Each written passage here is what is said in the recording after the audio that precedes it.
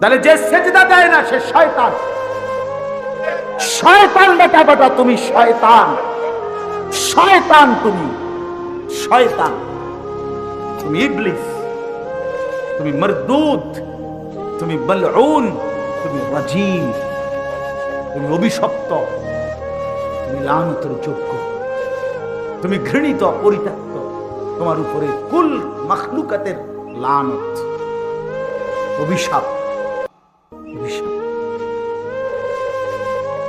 এজন্য আজকে যে ছেলেরা বসছেন, বাবারা বসছেন, পর্দার আড়ালের মায়েরা বোনেরা বসছেন, যে শুনছেন আমার কথা, আল্লাহর দিকে ডাকলাম, আল্লাহর দিকে ফিরাবার চেষ্টা করলাম আপনাদেরকে।